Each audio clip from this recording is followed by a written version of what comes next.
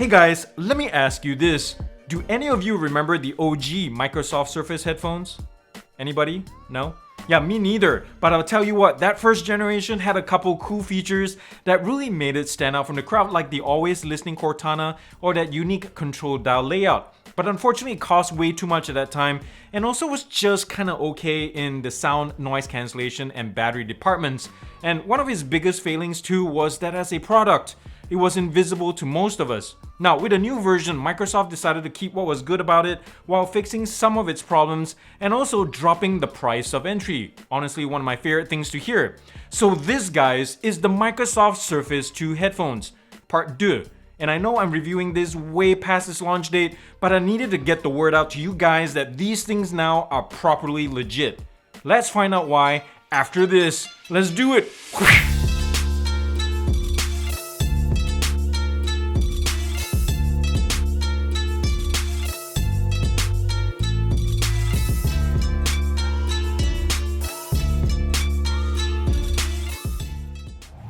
Alright guys, so here is the Microsoft Surface 2 headphones, and let's talk specs first. To own a Surface 2, Bill Gates would like $250 of your hard-earned cash, thank you very much. And doing so will nab you the headphones, which come in either black or this gray color, a flat pack case, and matching cables. And these headphones also have 13 levels of active noise cancellation, by the way, with pass-through mode.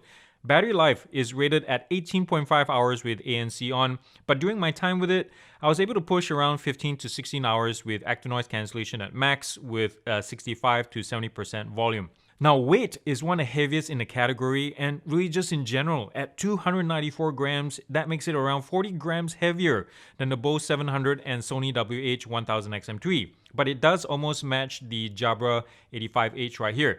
These Surface 2s carry Bluetooth 5.0 with aptX and SBC support. There's no AAC support here though, but there is multi-point Bluetooth connection, and it is one of the most effective ones I've ever used. There's also a companion app in case you need to tune certain aspects of the headphones. Alright guys, now it's time to take a closer look at the headphones, and from an industrial design perspective, I think the Surface 2 was made to mimic the Surface Pro tablets, you know, trying to be purposeful and clinical and clean and all, especially with this two-tone gray with sporadic chrome-like embellishments thrown around, just for good measure. But personally, I think it looks kind of generic, because if this were the black version, for example, just squint a little bit and, you know, humor me, I could easily mistaken this for one of the cheaper headphones out of China because they share this same round design with a thick ear cup and connected by this sickle joint to the headbands. It just kind of looks plain. But looks aside though, the plastics are really nice. They're grippy, not the slippery kind of plastics, and they don't collect smudges very easily. The seams are nice and decent, and there's also vegan pleather use all throughout here with the ear cup and the headband, which I know many cows are thankful for. And speaking of the ear cups, guys, these non-replaceable ear pads are super comfy. They're thick, soft, yet quite breathable at the same time, which is really a rare combination nowadays. Now, one quirk that other reviewers have made a fuss of is the headband padding, which is, if you notice, as I press this, it's not stuffed with foam, it's kind of spongy. It's more like a soft piece of fake rubber, and it feels like halfway between a deflated bicycle tire and a rubber ducky. But still though, like the ear cups, these are super comfy. Between the two of them, they spread the weight out of that 294 grams. Don't forget, that's pretty heavy. It spreads the weight out across my skull or your skull pretty effectively. I can wear these for hours and I can't feel any fatigue at all. And in terms of sound, it is piped through a 40mm free edge driver, as Microsoft calls it anyway, and is covered by some ear-shaped mesh right there through a ear-shaped aperture in the ear cup. And this is anatomically correct because it sits around your ear with a proper weight distribution, maximizing sound into your earlobe, as well as just giving it a proper seal. And also it vibrates, allows it to vibrate your earlobe, giving it better staging. Now, the band itself has 10 D-dents on both ends and has a metal band on the outside as well as plastic on the inside. Now, one thing I noticed though, at the minimum setting, if you do a twist or if you stretch it out over your ear or over your head, you can see the seam right here splits apart a little bit. And I think this is a QC or design flaw. As you can see that this plastic is rubbing against that, and that's no good. But if it's stretched out a little bit and you do this, it's totally fine. Come on, focus. Now, over on this side, you see the articulation of the ear cups in this direction as well as sideways on the vertical axis, but it doesn't fold in, but at least you can fold this flat and stuff it in your backpack. The only physical and traditional buttons on this whole device is on the right ear cups, guys, which is the power button as well as mute. And I really like a dedicated mute button in this case because if you're having a phone call or a video conference and just want to shut yourself out, just tap that and you're done. And when you press any of these buttons, the feedback is pretty decent. The LED status light is right there. It doesn't shine in anybody's faces, but it does stay on when it's powered on. USB-C charging port, 3.5mm audio jack. These are venting ports right here. They both are identical on both sides. And here on each end, there's also a microphone port. There's two altogether that handles phone calls. Now, this flat surface right here on both sides share the same control scheme. They're both tap surfaces. They accept single, double, triple, as well as hold commands. They're not customizable though, unfortunately, by themselves or from within the companion app. Now, you might not notice this, guys, but probably the coolest / quirkiest feature on these whole headphones is the control dials. Yes, these two things right here, they twist to control different things. Right side is volume and left side is active noise cancellation / pass-through. It's really, really convenient, especially for the volume control. I rather prefer this than a slider or physical buttons down here. These are so intuitive. Now, I wish there was a little bit more grip to this because the thickness of the dial is that much. And if I have slippery fingers, it doesn't grip really well. And also, I wish there was a little bit more clickiness to it, kind of like a camera dial, adjustment dial. But that being said, these are so convenient. They kind of remind me of the Marshall 2 active noise cancellation headphones, that little control knob that does everything. This is quite similar. I really like this, and I hope Microsoft keep this in their version 3.0. There's a couple improvements I would like also on the active noise cancellation side. I wish I can customize this altogether because it's very limited. All you can do is turn it on and off and turn on pass-through mode. And because this has 13 levels, or so they say, 13 levels of active noise cancellation, I can never tell. There's no feedback to this. The voice in the headphones just tell me whether it's on or off or maximum or minimum, but it doesn't tell me or each level or what level I'm at any given time. And it doesn't just end there, guys. Another quirk of these headphones is that they're only usable in the proper left-right orientation on your head. So this is a left ear cup, right ear cup, and if you happen to wear these backwards, the touch controls don't work. If I flip them back around again, the touch controls continue to work. It's really weird, and I think it's controlled by some kind of sensor. I don't know, Microsoft, maybe you can chime in on this one. But if it's really a sensor, I wish they had properly repurposed it to be some kind of proximity sensor where if you take these off your head, media stops. That would have been so much better. The last two quirks, guys, are found on the case itself, and the first one of all is that it's not uniformly flat. As you can see, it's kind of unusual, and this is really to cater to the flat packed headphone, which is thicker on this end and the headband on this side, but it's still very unusual in this just general category. Here's the storage pocket, and if you're ready to store this in your backpack, you just zip this up, and the zipper action is nice and smooth. And then once you slot this in your backpack, here's the other quirk, by the way. You see this notch? So when you want to remove this from your luggage or backpack, you just grab this by your hand or your fingers and you can pull it out. So it's a quirk and a cool feature at the same time. Nice job, Microsoft. I really like this case itself. It's very unique. Alright guys, so here's a companion app to the Surface headphones called Surface Audio, and here we are at the main screen. It's really attractive but bare bones as it can get, guys. I wish there was a little bit more control for the headphones on the main screen because other competitors offer things like widgets that you can customize and switch back and forth and change settings of your headphones from the main screen. But as it is, the only thing that you can interact with is the plus sign at the top right here. We can add devices, and also the gear icon, as well as if you tap the same thing with the picture, it'll take you to device settings. We'll look at that in a second. But nothing else is interactable. Now down here at the bottom, there is the noise cancellation level, battery level, as well as the volume. If you tap on any of these, nothing happens. If you look at the volume, it does go up and down here, but it's only because I'm interacting with the dial in the headphones physically. Now, let's check out the settings real quick. And under paired devices, you can pair up to 8 different devices and switch back and forth between them in here if you like. Now, equalizer, there's a 5-band equalizer, which is nice to see, as well as 5 different presets. Now, I have to say that, and I'll talk about this in the positives and the negatives a little bit, is the sound out of the box. These things don't sound good. You read reviews everywhere, people say the sound is kind of underwhelming. But I scoured the internet and found the best ideal setting for these headphones, and take a picture of this or take a screenshot. If you own one of these, this is the setting you want to set. You can save it and this really wakes up the headphones quite a lot, guys. Now, in terms of device controls here, if you notice, you can turn on and off the touch controls fully, but you cannot customize any of the touch controls for either the left or right. None of the controls are customizable. I wish that was so.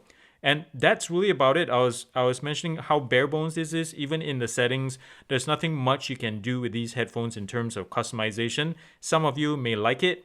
but some of you may wish there was a little bit more command and power over these things. Alright guys, we're out here doing the Bluetooth distance test, and yes, I'm dressed like a lifeguard or something, but I have some Dua Lipa playing Break My Heart on Deezer in high fidelity on my phone right now. I'm gonna put the Pixel at the end of my deck, and we're gonna walk this way and see when these guys start disconnecting from each other. So Bluetooth 5.0 exists on these Surface 2s. It's a slight improvement from the Bluetooth 4.2 on the first generation. So that's my phone over there, and where I'm standing is around 25 feet. So still going strong, and we're gonna walk around past line of sight at the corner of my house here, and we should start hearing some breaking up from time to time. And I just heard my first sputter right there. At this point, music is pointless to listen to, is unintelligible, but I'm gonna keep walking this way until we get a full disconnect. How you guys doing? It's kind of a chilly day today, but anyways, yes, right here is when it died, or is dying, pretty much dead, around 50 feet. So that's not bad, and pretty much the norm with headphones. You can tell from the shape of these, some of you may not like how bulky these are, right? They are pretty big and large. I kind of look like Princess Leia, but I really like these headphones. They spread the weight out really nicely. And I wouldn't mind wearing these. The black ones might be a little bit more discreet for you guys if you do like these headphones and are shopping for it. Alright guys, now we're going to test the dual mics on these things to see how well they do during phone calls or not. And for some of you more observant viewers, you probably noticed that my wardrobe is a little bit different. There's a lack of snow from the previous shot where we did the Bluetooth distance test. The river frozen down there. And it's actually much colder, guys. Without the snow, today it's like 7 degrees right now, but with the wind chill, it's like -5 according to the forecast. But it's pretty darn cold, so I'm gonna try to make this quick.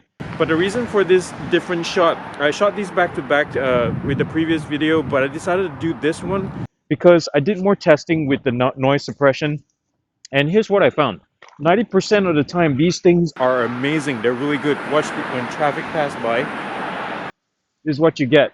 The sound suppression is pretty darn impressive, and you also hear my tone of my voice. It's really nice and clear. The bass is nice and spot on.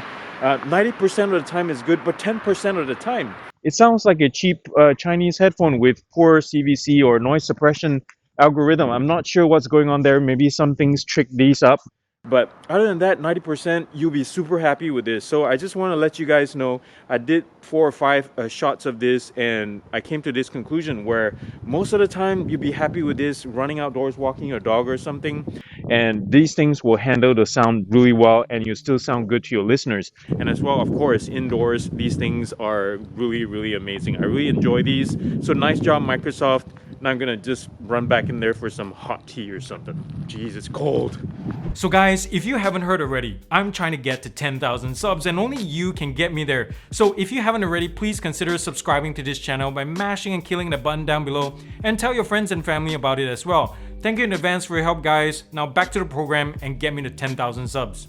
Alright guys, so here are my top 3 favorite things about these headphones. And the first one of all is the innovative control setup. And I'm referring to the control rings here on the side and the dedicated mute button on the back here. These things are the bomb, and they're so intuitive and easy to use, and I know where they are exactly in 3D space at any given time. When I reach my hand up, they fall into my hands, and I know exactly what they're gonna do. Unlike touchpads or gesture controls where you're like, is it a single tap or triple for volume down? Oh crap, I think I just launched a nuclear missile. But this feature alone is one of my favorite parts of these cans. No, not these cans, these cans. My next favorite bit is the noise cancellation / isolation on these things. They're pretty darn effective, especially when you pair it with the really good passive seal of these ear cups. They're one of the better ones I've heard so far, with the slightly above average noise cancellation processing going on in the background. Sure, there are no Sonys or Bose's, but it's no slouch either. In fact, let's check out some samples here and you'll see what I mean. 7 hours left. Connected to Lenovo Tab P10. Connected to Pixel 2 XL.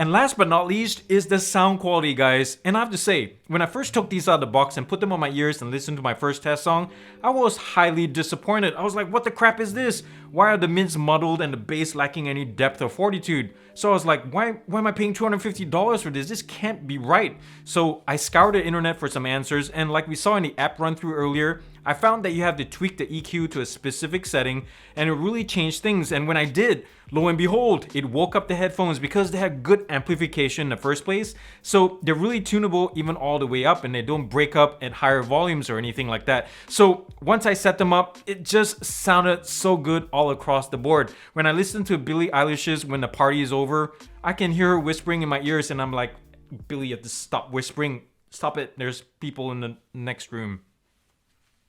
Get off my ears. Alright, now let's look at some negatives. And my first issue is the battery life on these things. 15 hours with active noise cancellation on, it's really at the bottom end of the spectrum. In of itself, it's fine. It'll last you a few days of usage and you can always top it up whenever you want overnight. But for $250, I expect a little bit more. We have the endurance champion like the Jabra 85H right here that consistently gets 30 hours of battery life with active noise cancellation on. So what's up with Microsoft doing way less, half of that being launched this year? And don't forget, this was launched last year. My last two negatives are a little bit more subjective, and the first one is the price. I have a hard time recommending these for $250, but if they were like $200 or $210, I wouldn't mind saying go for it, guys, put it on your shopping list. But for $250, I think Microsoft just priced themselves out of the game altogether, because sure, they're a big brand, but as new guys to the personal audio space, you need to gain followers by dropping the price a little bit. Once you gain their trust, once you gain the followers, then maybe just consider bumping up the price. But if you're saying, I want to charge $250 because we're a big brand and we want to compete with the rest like Sony and Bose's, it's just being stupid. And the last negative has to do with what I just said. Microsoft is new to this whole personal audio space. People don't know about that yet, and the fact that they're charging so much money for it, even though this is a really good pair of headphones, people are not going to care about it. They're not going to add it to their Christmas list anytime soon. And that's really sad because these are amazing.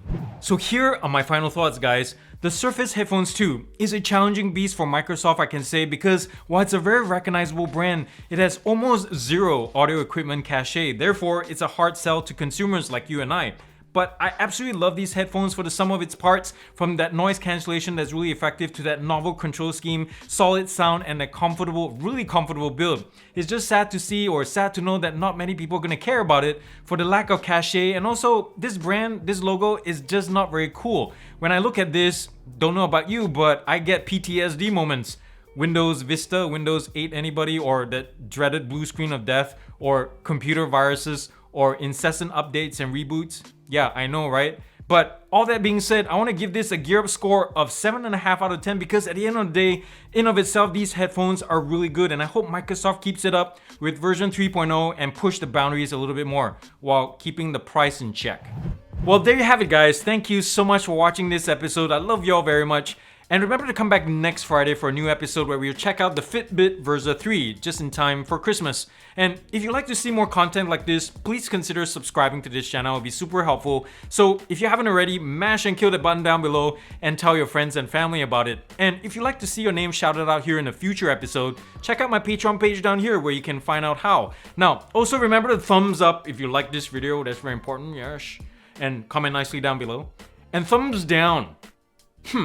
Thumbs down to Cyberpunk 2077, that much anticipated video game.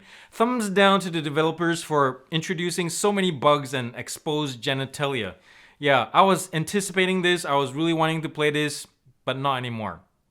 Well, actually, I might still play it out of curiosity, but thumbs down anyway to that game.